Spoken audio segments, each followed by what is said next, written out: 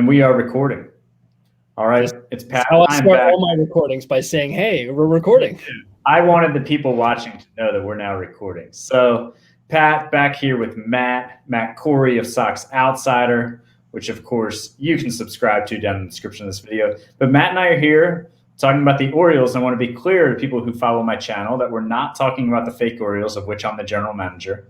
We're talking about the real Baltimore Orioles because they did a couple things recently that are worth discussing. And Matt and I figured we'd talk about it for a few minutes.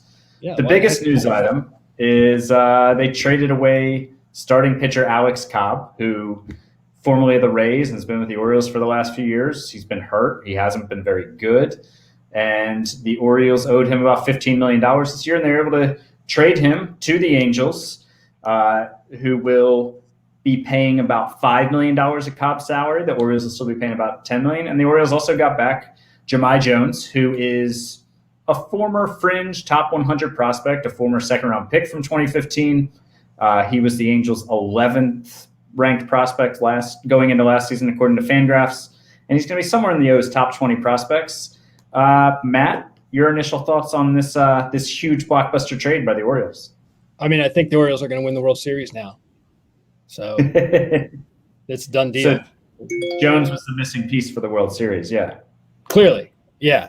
Cobb was just getting in the way. No, I think it's – I don't completely understand this from the Angels' point of view, considering the players that are on the market now.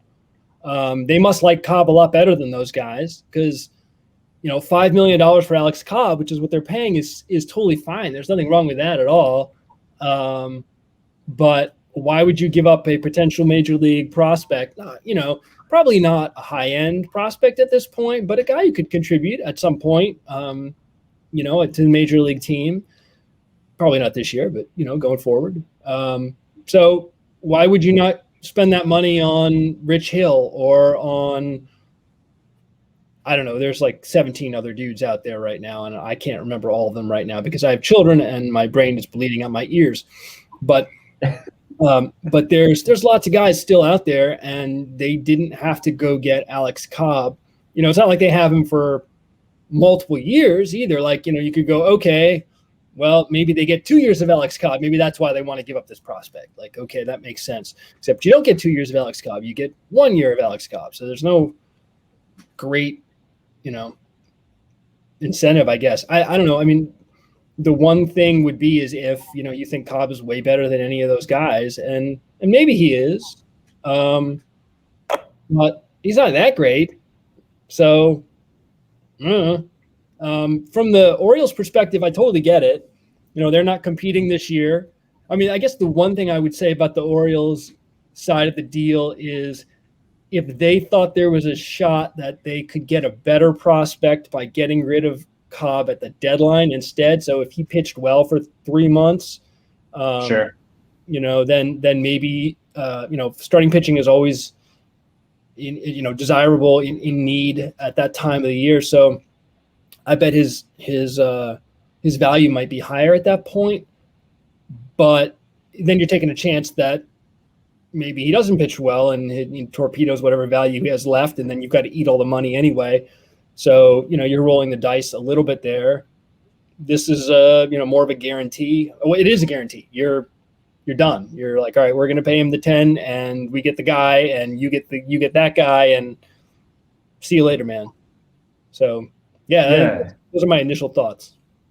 Yeah, no, I mean, I think our thoughts are pretty similar in that, from the O's perspective, having Alex Cobb on their roster this year or not makes zero difference to them, right? It has nothing to do with, they're not trying to achieve anything at the major league level this year. So, they're saving $5 million and they got a okay-ish prospect, right? Like, yeah, I think probably better than I would have expected them to be able to get. Yeah. So I did not expect to. Texting with a couple friends when it happened, I was like, I did not expect the return for Alex Cobb to be a guy I had heard of, right? Yeah, right. And if Jones has pedigree. What was that? Sorry, go ahead. No, I was just gonna say if you were if you had heard of him, then you would think, oh well, the Orioles are eating all $15 million. Right. But right. And yeah, I mean, Jones is a guy with prospect pedigree. He's like a former second round pick, former top 100 prospect. The shine's come off a bit, but he's still just 23. And he's far enough along in his development where it seems like there's reason to believe he might be able to be, a bench bat for you for several years. And who knows, maybe he can find another gear. Certainly he's been, he's thought to have been had a higher ceiling previously in his career, so maybe he can get back to some of that.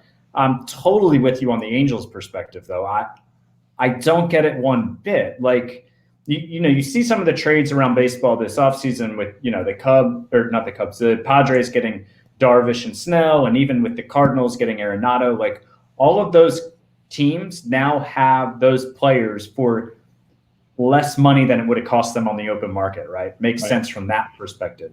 Yeah. But that's not the case with the Angels. The Angels could have gone out and gotten a pitcher who was projected for a win or win and a half, like Cobb is, for $5 million, $7 million, and also kept their prospect. Right. Right. I don't really understand many things that the Angels do as an organization, especially when it comes to pitching and wasting Mike Trout's prime. And this is another move where it's like, okay, cool, but why'd you do it this way? Yeah. The Angels are a bizarre organization, and on one hand, Mike Trout got seriously paid, and good for him. On the other, man, you tied yourself to a lead weight and threw yourself over the side of a boat in the middle of the ocean. Like, it's a $320 million lead weight or whatever, but yuck. Like, why would you want? I mean, I guess he's in LA and he's $100 millionaire or multiple times over or whatever the word is for that when you have a lot of money. So, good for him. He's going to be in the Hall of Fame. He's doing fine. But, are you going to win a playoff game there? I don't know. Not that Jahmai Jones was what was, standing in between the Angels and, a run of 5 straight World Series appearances. I don't mean that, but yeah, they're a weird team. You're right to say that, and that is accurate and correct, I believe. Thank you. I appreciate when somebody notices that I'm accurate and correct. And the other piece of news that trickled out this evening, which really doesn't have any consequence to the quality of a major league team right now, but in terms of nostalgia and being a name, the O's have apparently signed Felix Hernandez, former Seattle Mariner and more recently Atlanta Brave legend, to a minor league deal. And I'm assuming he's probably going to be in their rotation as long as he's healthy at the end of spring training. My main attachment to Felix Hernandez is I took over a fantasy baseball team in like 2012 that had him as one of the keepers, and he was my core guy for several seasons as I entered the league. I stayed up way too late on work nights watching his starts. I think he, in his prime, he was like must-see TV, one of the most fun baseball to watch. And my main reaction, again, is it has little consequence. He has little consequence as a player now, but it's just fun to have a team in a rebuild possibly have that type of player. Oh, yeah. Yeah, it's always a fun signing, even if nothing is accomplished by it. And it's not like nothing, I guess. Like the Orioles have, this sort of relatively unique situation where they can go, oh, sure, Felix Hernandez, here, have a rotation spot. Like there's a lot of teams that aren't going to do that because Felix Hernandez has sucked for a long time now and isn't in great shape and refuses to get in great shape and isn't interested in analytics and all these other things. And so, but he's not that old. I just looked it up and now I don't remember how old he is. He's 34. That's not that bad. You can always, turn over a new leaf or, the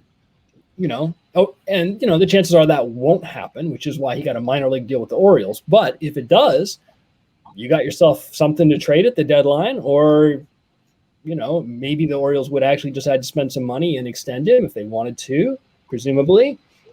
I don't know. There's options. And like you said, maybe he shows up to spring training and, he's 300 pounds and throwing 75 miles an hour.